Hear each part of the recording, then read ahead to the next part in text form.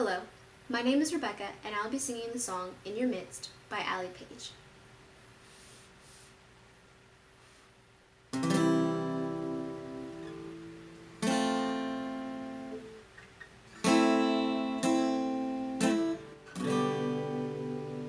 I've come to sit at your feet, to drink from the fountain of life. How it satisfies. Nowhere else do I want to be. The warmth of your heart is enough. It's enough for me. I've come to have communion with the King, to sit at the table tonight with the highest priest, to know just what's on your mind, the secrets of heaven. I'll live to search to find. So hide me deep inside your heart, Lord. Cover me with your wings. Bring me into safety. Oh, bring me into fellowship with who you are, Lord. Father, Son, and Spirit. Oh, this is all I long for, to be in your midst.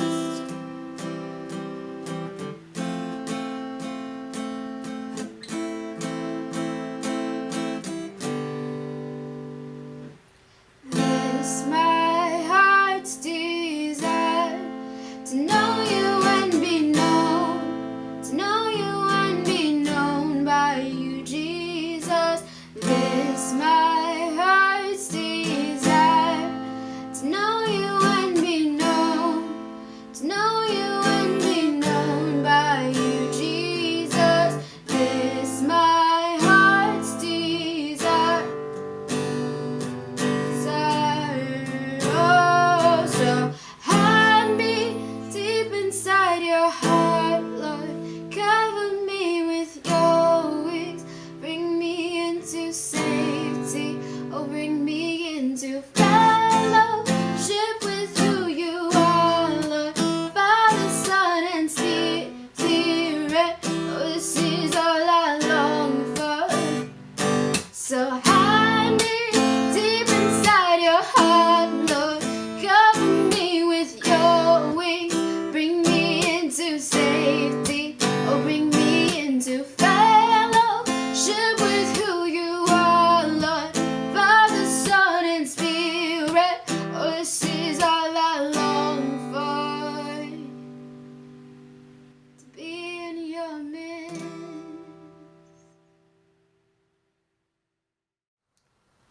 Hi, our next guest is Tish Webb, wife to Dr. Roger Webb. And we thank God for her. She has such a heart for young people, and it's such a blessing for her to be here to share her own journey and share her wisdom with us. I mean, she works in the marketplace and has been able to work with businesses and in various settings and forums. In fact, last year she was able to go to Kenya together with Roger Webb, and she spoke to the youth. They just loved her so much. In fact, they gave her a Kenyan name. We gave her the name Wanjiko. So she is Tish Wanjiko Webb, and she's a wonderful person with such a great spirit. And I believe you will be empowered and impacted by the message she is going to be sharing with you today. So may God bless you, and may you receive her very well. Hi, this is Tish Webb, and I was with you last year, 2019, in Saba Saba, and some of you. And I have been asked by Dr. Boniface that I would speak on what would I tell my younger self if I had that opportunity. Because anytime in life when we are older and we look back, we go, I wish I'd done that. I should have done that. And that's just normal. I used to work a lot with teens in the government area here, teens that were in trouble criminally. And one thing I learned in a lot of the trainings and things is that young people don't have a history to fall back on to make decisions for the present and the future. You know, your history is very limited because you were a child and someone told you mostly what to do. And now you're coming into this time when you have to make decisions. And how do you make those decisions so that later in life you don't have an enormous amount of regrets? Now, we're all going to have some places we would like to change. That's just normal life. But if we put a foundation in of truth early on, then we will have less of those regrets and we will have a happier life. And at the end of our life, we will be much more pleased with how we spent our days.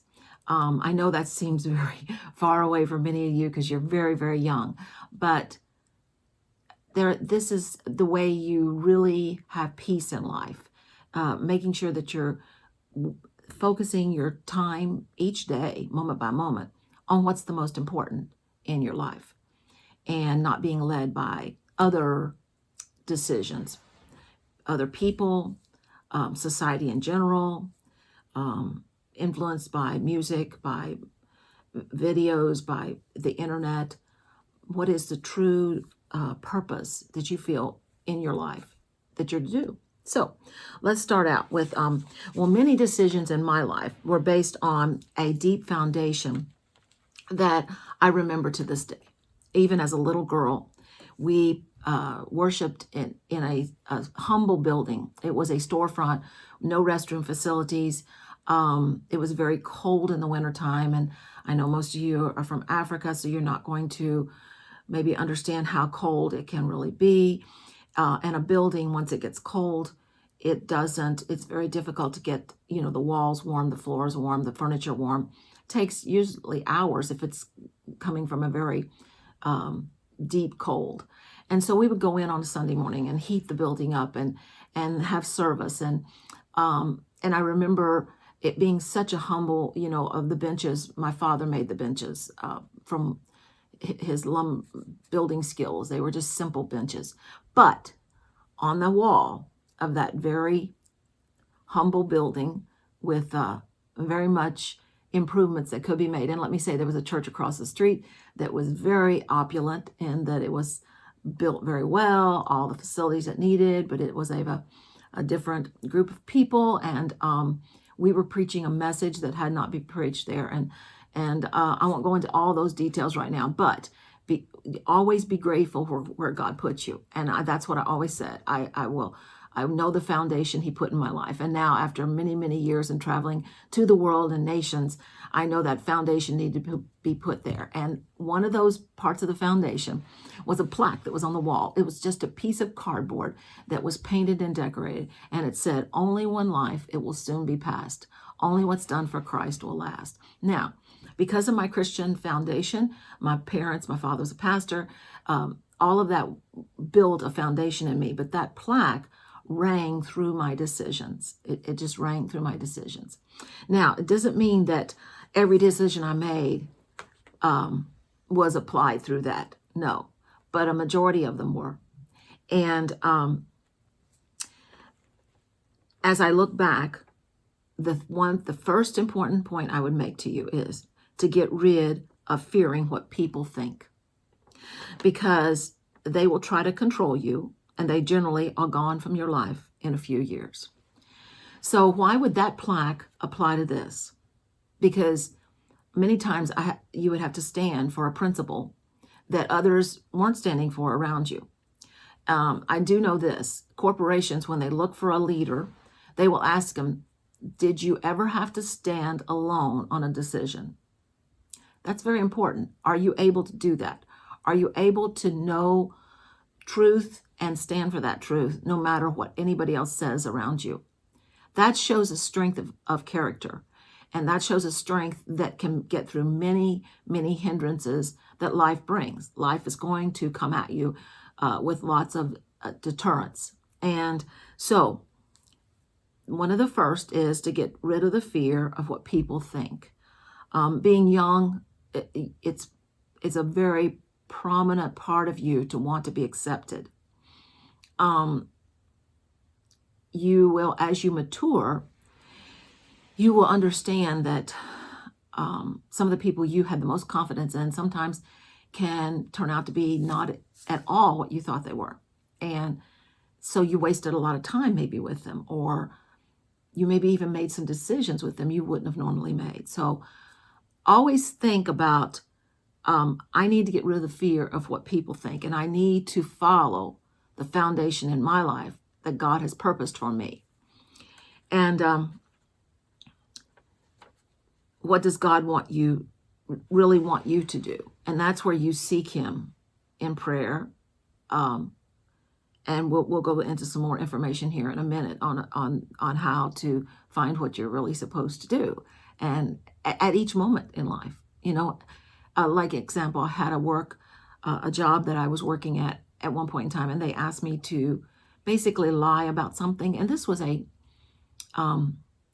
was a social work company, and it was based out of a Christian principle.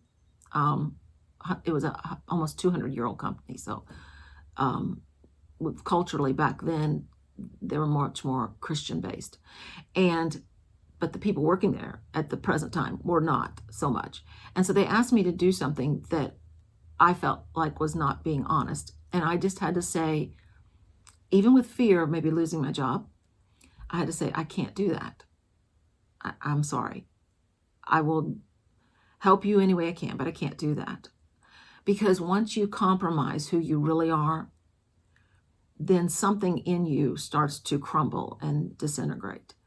And enough of that, you become on a path of more destruction. So don't fear what other people think. Do what is right. And you won't be regretting later. Do what is right. All right. That's the first point that I would have told my younger self. Because too much time, energy, and opportunity are lost on what people think. And I was very much a people pleaser. I think sometimes women are trained, young girls are more trained to be that way. It's all through our society, basically. But I think sometimes young women feel like I've got to make people happy about me. And that comes from a deep root of lack of confidence. And yet also there's that twisting of Christianity, which says you've got to be nice to everybody. And when you read the scriptures, you realize that Jesus was not what we would call nice all the time. He took a whip to people that were doing things that his father would not want. And he also, called a woman a dog, basically. But he was trying to get to the root of whether she really, really wanted help, or was she just kind of looking for maybe attention or something else. And so that's what we have to do sometimes. When we are really truthful with people, we'll find out what is their motivation. Because your real friends will stay with you.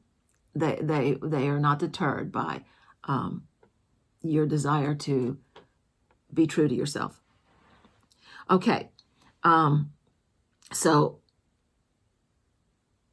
when I was in that mode of trying to please people at one point in my life, I became very ill physically, because we were pastoring a church, and there was a lot of stuff coming at you to, my husband and I were pastoring, and a lot of stuff coming at you to please people, to do what somebody wanted, or basically it wasn't said so much, but it was like, we will do this if you don't do this. And so I had to seek the Lord on answers for that, and he gave me answers.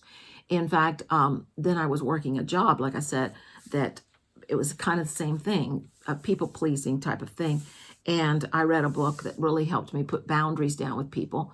And then I was able to, in that strength, trust the Lord more. And eventually, in a bad situation, I came out of it, still coming through the fire, so to speak. I came out with a couple of job interviews lined up, and none of them came through. And I had given 6 weeks notice simply because I was struggling with my health in this one job I was in. And since both jobs that had promised that they would be there crumbled, I didn't know what I was going to do. So I sought the Lord about that, and he gave me an idea, and I pursued that. And now for almost a decade, I've had my own agency working in my community.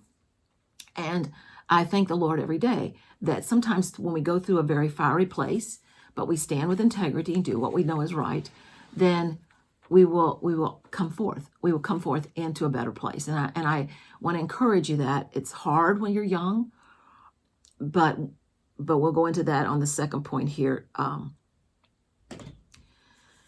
that I'm going to make with you. Take advantage of opportunities and don't fear mistakes or failures. They're only a learning of what doesn't work.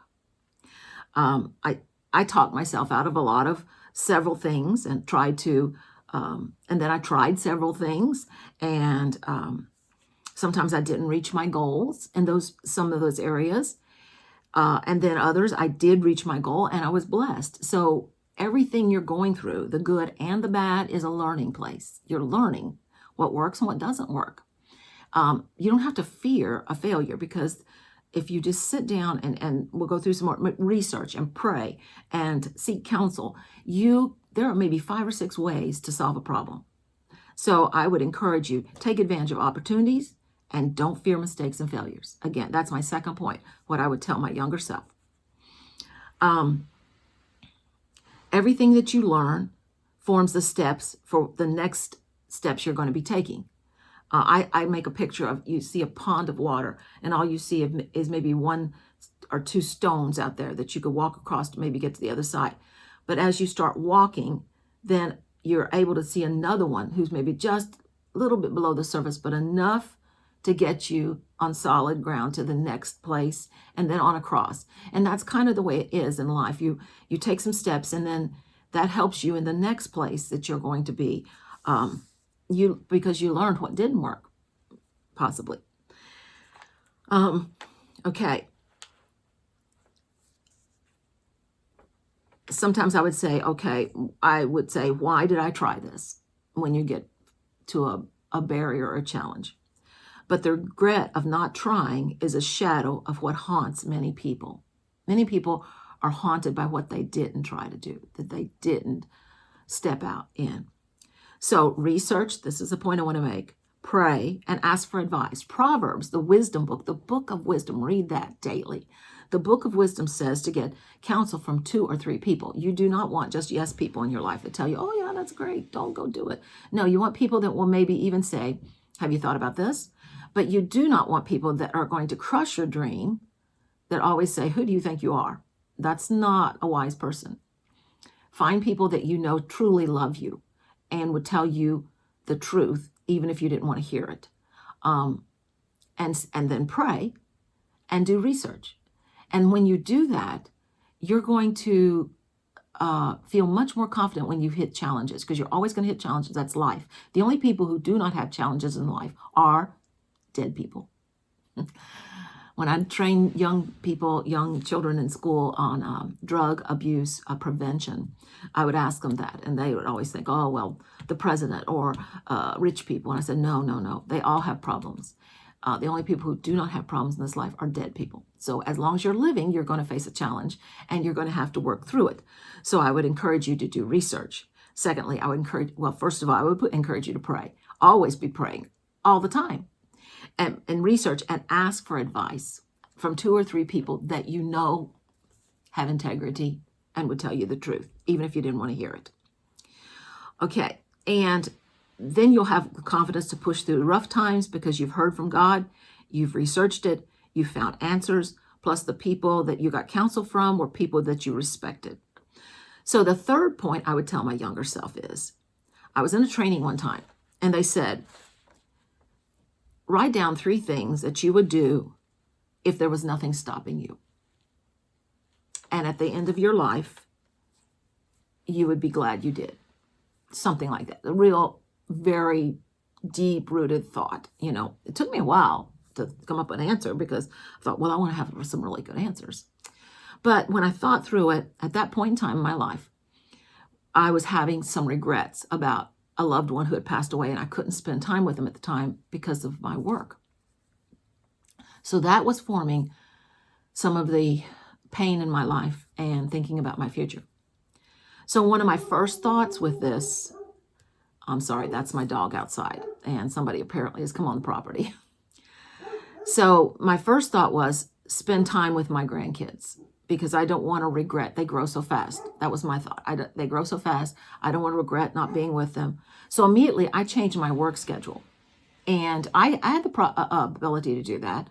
I hadn't thought it through. Usually I would just go, okay, well, you can set this appointment, then yes, I'll be there at that appointment. And then I thought, no, I need to set these 2 days a week that I was with my grandchildren during their young formative years, because it's the most important to put a foundation in them. And I just didn't schedule my work on those days, and people just had to understand that. And I didn't lose work from it. I never lost work from it. I just put a boundary down. So, but that was something important to me because I didn't want to have that regret again.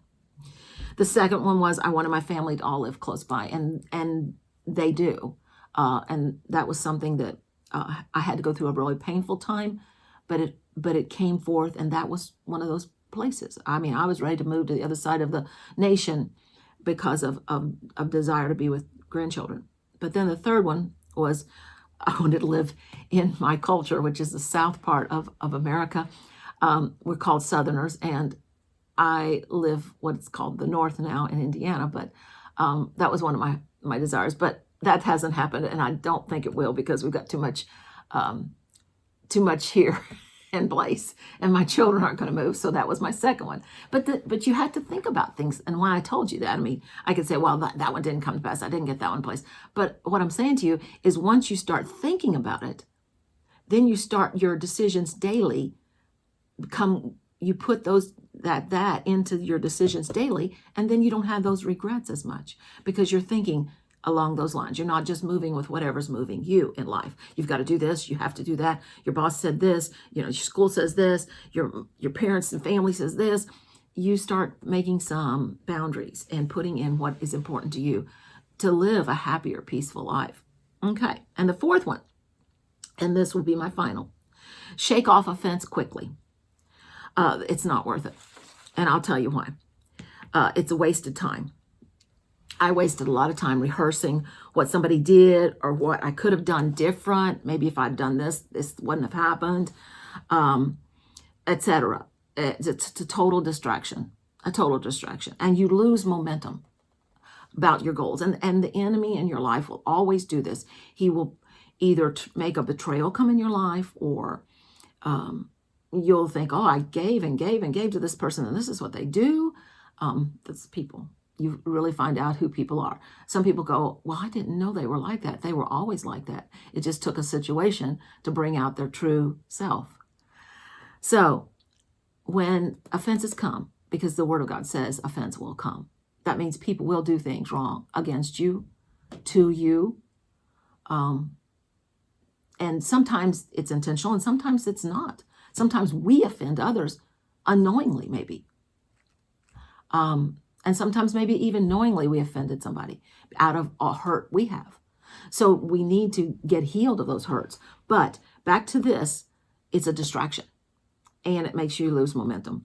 Once I learned that those incidents decreased, once I learned that it's a distraction and I lose momentum, those incidents of offense decreased because I didn't give it as much power. I became more joyful, more productive. It simply was an attack. And if it puts you on the defensive mindset, you'll try to protect yourself. You'll automatically try to protect and do, and that will make you lose momentum because you automatically are trying to justify and protect and say, why did this have to happen? And this is going to hurt me here. No, you're in God's control, and He can turn everything around in a day. He can change things, and if He doesn't, it's generally for your good. It is for your good. I had this job interview, and I was overqualified for the job, and I really wanted that job because for several reasons. It's close to my home. It was something I knew I could do very well, and I see my light just ran out of battery. But anyway, and I couldn't understand why I didn't get the job. And someone else got the job who was less qualified than me. But about 2 years later, I got another job, and I would walk past the same place that I knew I should have had that job, and I would thank the Lord for me not getting that one because I could see then a lot clearer the things that were hidden before. And I would have been very miserable in that first job. And God was just keeping me from that. At the time, I didn't understand it because I was going, I need this job. So sometimes when we try to protect ourselves, we lose momentum. You prove people that offend you, that do you wrong, you prove them wrong by your success. And that's the only defense you really need. People who know you know the truth, and the others don't really matter. So that's the lesson that I wanted to present to you today, of the things that I would tell someone that is young, and what I have learned now that I'm not as young and I've gone through a lot of experience. How do you make decisions that at later times in your life you don't regret? And now we're all going to have things that we would like to have changed, but the less of them we have, the happier we are, and the more that we feel we used our life for what it was meant to be. So you be blessed, you do great things, and enjoy the life that God gave you. We'll talk to you later.